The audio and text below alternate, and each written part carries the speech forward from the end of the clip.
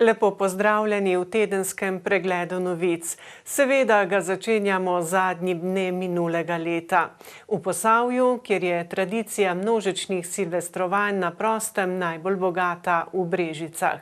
Tam silvestrovanja v starem mestnem jedru potekajo neprekinjeno že vrsto let.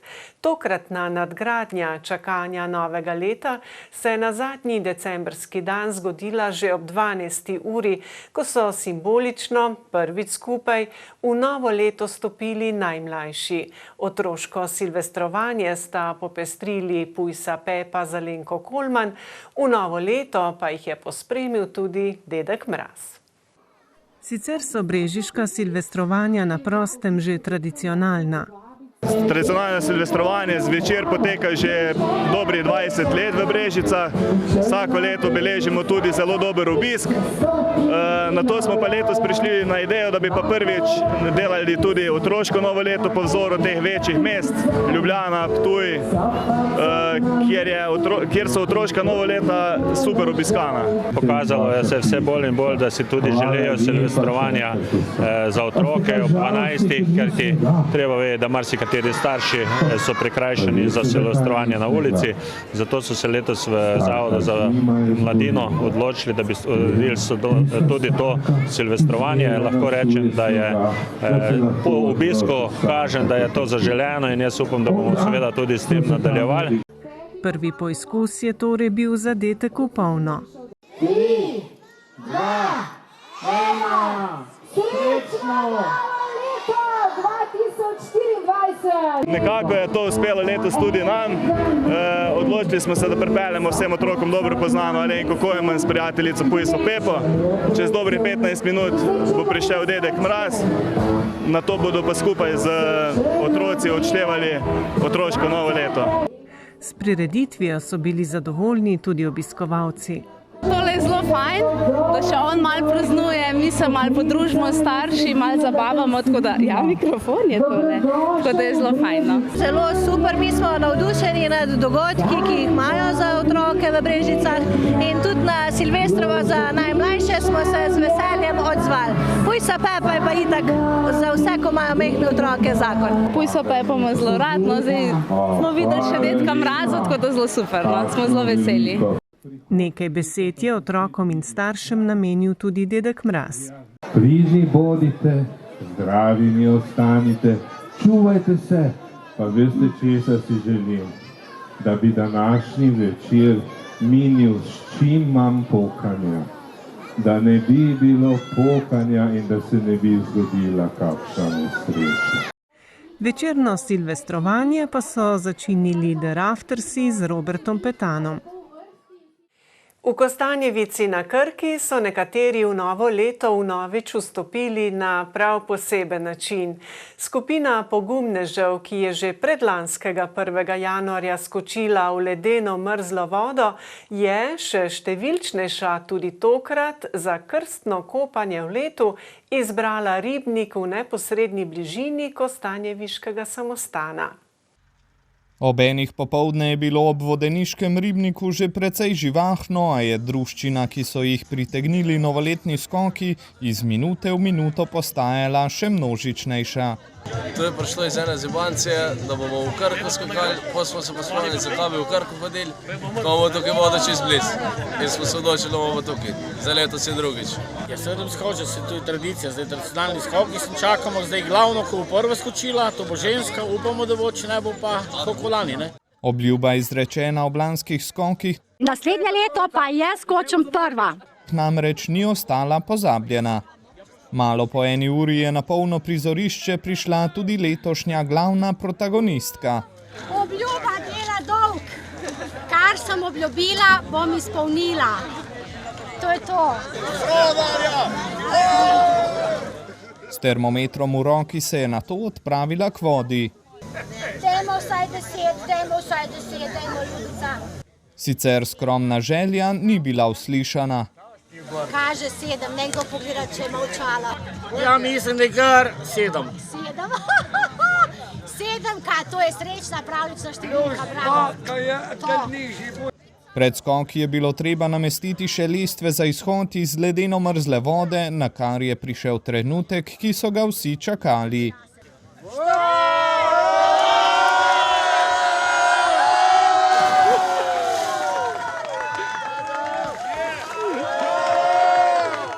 Takoj za njo se je v vodo pognal Filip, najmlajši udeleženec novoletnih skokov.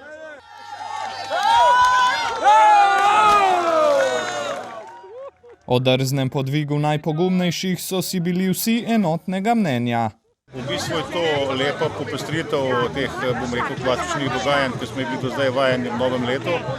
Klasično praznovanje doma, pa potem tudi prijetno druženje 1.1. in seveda majčkeno heca mora biti. Lepo, ne? Da se je to prijelo.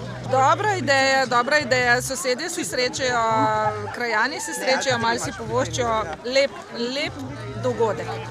Ki ga velja ohranjati. Se strinjam, jaz ga velja ohranjati, ja. Absolutno sem za to. Tradicija je zelo posrečena in predvsem tole.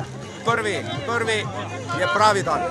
Ljudje se srečujemo, zbiramo, vsekakor, tradicija mora dalje. Ja, jaz sem z Ljubljane, krasni skoki, za gledati čudovito, za skočiti malo manj čudovito. Lepa, upam, da se bo ta tradicija nadaljevala vsak let. Bom pa šel vsak let pogledati. Vas mika? Ne, mika me pa še ne.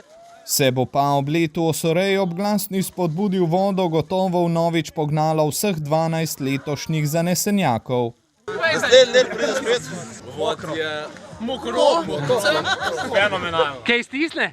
Stisne. Vse je v redu. Stiska. Toplo. Vse je v redu, sem za ven, je malo gužve. In kaj je porekla prva in edina dama, ki je kljub prvotnemu strahu z mislijo na zdravje in srečo vseh prisotnih v ledenici vztrajala najdlje? Če bi vedela, da je to tako svežilno, ne bom nič obljubila vsako leto, ampak če bo zdravje, sreča, bo tudi volja za skok. Bravo, čudovita voda. Prav takšno, čudovito in prijetno pa je bilo tudi druženje v nadaljevanju, kjer ni manjkalo pečenih dobrot in dobrih želja.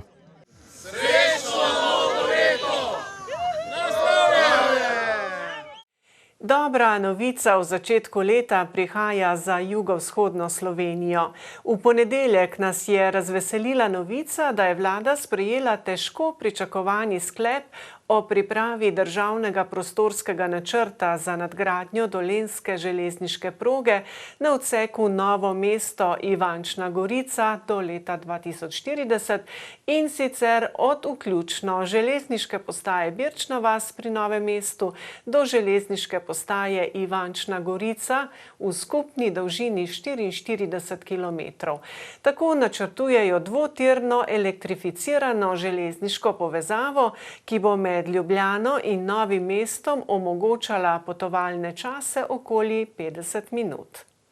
Na mestni občini Novo mesto sklep vlade pozdravljajo in se veselijo premikov, saj so župani ob trasi železnice na odseku Ljubljana-Metlika že večkrat predlagali celovito oživitev dolenjske železnice. Spomnimo, za dosego tega cilja so leta 2018 podpisali dogovor o sodelovanju pri revitalizaciji čezmejne železniške infrastrukture Ljubljana-Grosuplje-Trebnje, Novo mesto-Metlika-Karlovec-Zagreb, s katerim se zavzemajo za posodobitev železniške povezave.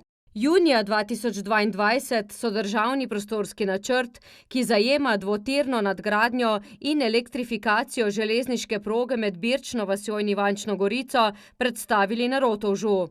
Predvsem pa ta nadgradnja pomeni tudi celovito ureditev postaj, postajališč in pa ureditev križanj z prometnicami.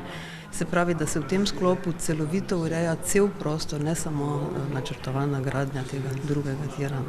Ključno je, da želijo z vlakom hitreje priti v Ljubljano, je tedaj in še nekajkrat zatem poudaril župan Gregor Macedoni. Mestna občina bo prav gotovo zelo aktivno delala, tako kot ta regija že aktivno dela. Naj povem, da ravno 2 dni nazaj smo dobili informacijo, da je vlada Republike Slovenije potrdila že soglasje k ustanovitvi Evropskega združenja za teritorialno sodelovanje na področju železnic med Karlovaško županjo in Slovenijo, se pravi vzhodno Slovenijo vse do Ljubljane. Združenje je zaživelo novembra lani. Gre za prvo takšno evropsko združenje s sedežem v Sloveniji in 88 v Evropski uniji, med njegovimi cilji pa so, kot rečeno, oživitev in posodobitev železnice ter okrepitev območnega sodelovanja. Vračamo se v Posavje v dobrih 10 mesecih. Potem, ko je Visoka Krka s plavjem uničila leseni most na Borštu, so na istem mestu že postavili novega. Ta ima večjo nosilnost. Podoba mostu po Visoki Krki je bila precej klavrna.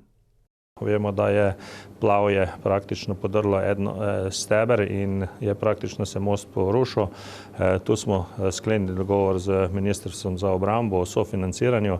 Vrednost mosta je 1,25 milijona evrov, od tega je bilo 700 tisoč evrov sofinanciranega ze strani Ministrstva za obrambo. Kljub obnovi most ostaja največja značilnost kraja. Gre še naprej za lesen most, ki pa ima prečne nosilce iz železa, zato da je most močnejši, da je nosilnost zdaj 10 ton. Uredili pa smo seveda tudi cestišče in pa dovoz, tako da jaz verjamem, da s tem smo res naredili eno veliko pridobitev za ta kraj Boršta. Hitre obnove so veseli tudi tamkajšnji krajani. Krajani in sama krajevna skupnost Cerklje smo zelo veseli, da je praktično most manj kot eno leto, ki je bil zaprt zaradi porušitve, že zgrajen. Danes vidimo, promet poteka čez njega. Še enkrat poudarjam, manj kot v leto dni smo prišli od same pridobitve dokumentacije projektne in izvedbe del tudi do končanja. Z novim mostom so krajani precej pridobili.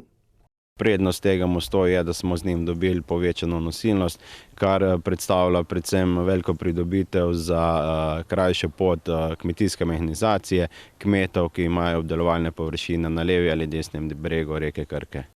V kratkem obdobju so v krajevni skupnosti obnovili kar 2 lesena mostova.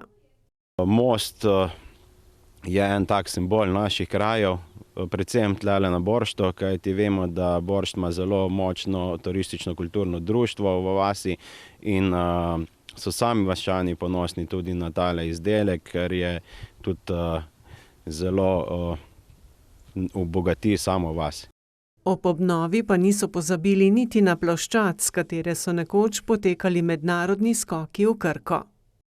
Še preden se je poslovilo leto 2023, so se v dolenjski prestolnici spomnili na dogodek iz polpretekle zgodovine. Združenje borcev za vrednote NOB Novo mesto in krajevni odbor Center sta v soboto na novomeškem glavnem trgu pripravila spominsko slovesnost ob 80. obletnici krute smrti 2 partizanov. Dogodki in ljudje bodo živeli tako dolgo, dokler bomo o njih govorili in se jih spominjali, je bilo sporočilo slovesnosti, na kateri so obeležili spomin na grozljivo smrt 24-letnega Lojza Hacina in 31-letnega Franca Janca. Domobranski krvniki so postavili tako kratka vešala, da so jima morali zvezati noge, da so jo lahko obesili. Ta zverinski postopek je presedal celo nemškim vojakom, ki so gledali to strahoto. In eden od njih je skočil po kak meter dolg drog in okoli njega uvil ter s tem skrajšal vrv. Tako je nesrečni Hacin po več kot 20 minutah umrl. V spomin na zločinski dogodek je nasproti Rotovža na mestu, kjer sta bila 30. decembra 1943 obešena mlada partizana, postavljen spominski steber. Kot je dejal predsednik novomeških borcev, nas dogodek opominja, da se takšna narodova tragedija nikoli več ne ponovi in hkrati vodilo, da ostanemo kot narod pogumni, samostojni in svobodni, ter da ne dovolimo potvarjanja in spreminjanja zgodovinskih dejstev in resnice. Zato se danes ne smemo bati in ustrašiti, obsoditi ter obsojati nacizem in fašizem v kakršnikoli njuni obliki in različici. Še več, tako Črne, to je naša pravica, obveza in dolžnost. Slovesno so obogatili recitatorji, harmonikar, praploščaki in pripadniki prve spominske novomeške partizanske čete. Pestro je tudi čez Gorjance. Po dogodku v polnem letu 2023 v Kulturnem centru Semič nadaljujejo v enakem slogu. V sredo so pripravili prvo letošnje predavanje, na katerega so prišli ljubitelji čebelarjenja. Zbranim je znanje predajal Vlado Avguštin, svetovalec specialist za tehnologijo čebelarjenja javne svetovalne službe v čebelarstvu Čebelarske zveze Slovenije. Po njegovih besedah morajo biti čebelari poznavalci številnih področij, med drugim kemije, biologije, geografije in še česa. Danes govorimo o apitehničnih ukrepih, s katerimi se bojujemo proti našemu največjemu sovražniku, zajedavcu varoja, skozi celo čebelarsko leto. Prav tako bomo govorili o dobri oskrbi čebel, kajti ta je bistvena v teh novih vremenskih razmerah, kajti čebelarji moramo skrbeti skozi celo leto, da so čebele močne, zdrave in pripravljene na pašno sezono. Poudarek je bil na neugodnem zajedavcu. Varoja je največji sovražnik čebel, pa ne samo čebel, ampak tudi čebelarja in v čebelji družini dela trojno škodo. Prvič, kot zajedalec se hrani z hemolimfo in maščobnim tkivom čebel, drugič prenaša viruse, tretjič pa čebela družina odmre. Je pa varoja težava, ki nas pesti zadnjih nekako iz začetka 80-ih let, je prišla iz Azije, to je kot nek klop, ki živi na čebelah in jim pije kri, ter se razmnožuje v njihovi zalegi in na tak način čebeljo družino lahko tudi uniči. Če se čebelari proti tem zajedavcem ne bi borili, bi čebelje družine propadle in posledično ne bi bilo medu ter tudi opraševanja. Ni samo problem belokranjskih čebelarjev, ampak je globalni problem, kajti varojo poznajo praktično posod po svetu in posod po svetu se bojujejo z istimi metodami, od apitehničnih ukrepov, z akricidi, z eteričnimi olji, z organskimi kislinami. Mi se pa borimo po svojih močeh, ni vsako leto enako, velikokrat skupaj z varozo, če se to poklopi, dobijo čebele še kakšne viruse, potem pa tudi spet odvisno od vremenskih razmer, kako imajo se čebele možnost okrepiti, kako je hrana v naravi, cvetni prah. Tudi s takšnimi predavanji bodo čebelarji z več znanja lahko bolje skrbeli za te, za življenje še kako pomembne in marljive delavke. V sredo smo poročali o nepozabnem glasbeno-plesnem dogodku v športni dvorani Trebanjske osnovne šole, kjer so nastopili občinski pihalni orkester Trebnje in trebanjske mažorete in s katerim so navdušili zbrano občinstvo. Tradicionalni novoletni koncert trebanjskih godbenikov in mažoret je dogodek, ki se ga v Trebnjem veselijo vse leto. V izjemno čast in veselje mi je, da lahko ob tako obkroženi nadarjenih glasbenikih skupaj praznujemo še enega v nizu tradicionalnih novoletnih koncertov. Godbeniki so se na tokratnem koncertu predstavili z novim dirigentom Jernejem Korbarjem, dosedanjim pomočnikom dirigenta. Simbolično pa se je po 14 letih z dirigentskega mesta poslovil Primož Kravcar, ki je to vlogo opravljal celih 14 let. Vsa ta leta je na nas prenašal svoje bogate glasbene izkušnje, ki jih je pridobil v igranju v različnih ansamblih, v svojem poklicu, ko igra v orkestru Slovenske vojske in pa vso znanje, ki ga je dobil tokom svojega poglobljenega študija. Na koncertu se je kot solist predstavil Žiga Kravcar, kot posebna gosta pa sta se godbenikom pridružila vokalista Barbara Leben in Žiga Lakner.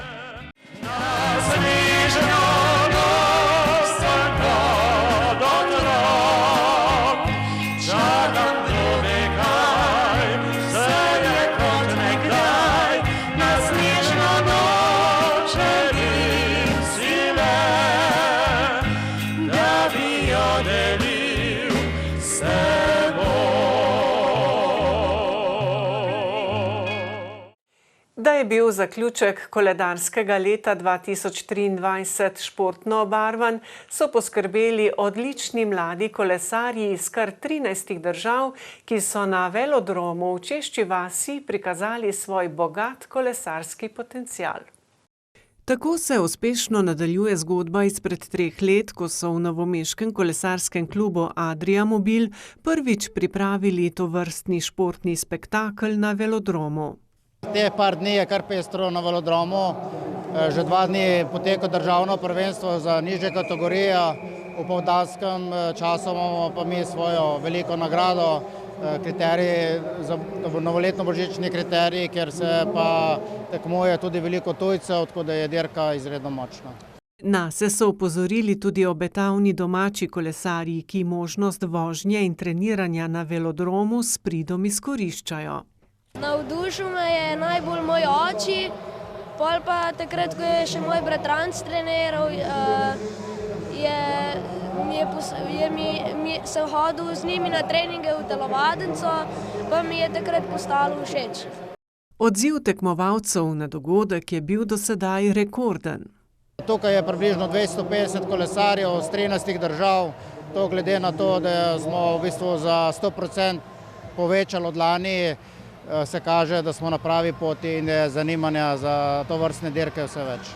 Ob tej priložnosti je kolesarski klub Adria Mobil prejel donacijo od podjetja Elementum v vrednosti 2400 € za mlade kolesarje iz socialno šibkejšega okolja. Sopara z našo etiko in moralo in mi spodbujamo mlade ljudi, da se razvijajo in da v bistvu tudi pridobijo tiste prave, trdne, konzervativne v narekovajih vrednote. Predvsem mladi kolesarji pa lahko s treniranjem na velodromu veliko pridobijo. Ja, tukaj zelo veliko napreduje v tehniki vožnje, v taktiki. Trener ima kolesarja neprestano na očeh, opozarja na napake in vse to znanje sprida izkoriščamo tudi na cestnih dirkah. Tekmovanje so sicer oba dneva zaključili člani, ki so se prvi dan pomerili v dirki na točke, drugi dan pa v kraljevski disciplini Madison. V zimskem času so običajno na pohodu različni virusi. Respiratorne okužbe se ta čas hitro širijo med prebivalstvom, nekatere infekcijske klinike so tako polno zasedene. Zaradi druženja med prazniki strokovnjaki v prihodnjih dneh pričakujejo še več bolnikov. Kakšno je stanje, smo včeraj dopoldne preverili v novomeški bolnišnici. Najprej smo naključno mimoidoče povprašali, kako se borijo proti virusnim okužbam. Ja, otepa se v tem, da zelo nerad grem v gužvo. In če že grem kam tako, da je treba iti, jaz si dam masko. Nič nimamo pa fertik. Da bi kaj problemov imeli ne bo njih.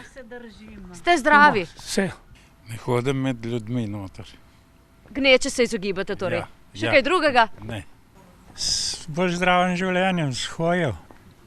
Drugač pa kaj posebnega ne. Samo pozitivne misli in vitamine. Zdravo življenje, to je to. A vseeno lahko zbolimo. Zaenkrat v bolnišnici ne beležijo bistvenega porasta respiratornih obolenj. Na otroškem oddelku smo se pozanimali, so razmere primerne času. Pri nas je trenutno stanje obvladljivo, bi rekla, da imamo nekje povprečno zasedenost postelj. Prehajajo dnevi, ko imamo več, prehajajo dnevi, ko imamo manj, prevladujejo pa respiratorne okužbe. Največ je trenutno okužb z RSV, se pravi respiratornim sincicijskim virusom, potem so adenoviroze, različni sevi koronavirusov, tudi covida. Nekaj primerov je tudi gripe. Ležalna doba na oddelku je kratka, približno 2 dni, z izjemo najmlajših bolnikov, ki potrebujejo dodatek kisika. Bartljeva sicer razmere na pediatriji ocenjuje kot zadovoljive. Spomnimo se namreč kaotičnega stanja pred 2 letoma zaradi hkratnih odhodov 2 pediatrin.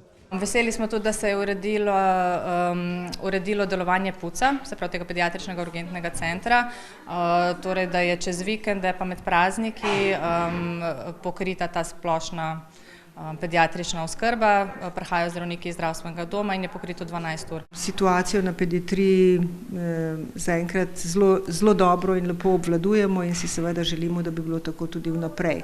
Na otroškem oddelku se bodo sicer v kratkem razveselili novega aparata za dovajanje kisika, ki bo olajšal zdravljenje bolnikov z bronhiolitisom. V bolnišnici pa se pospešeno, za zdaj še z urejanjem dokumentacije, pripravljajo na gradnjo prizidka.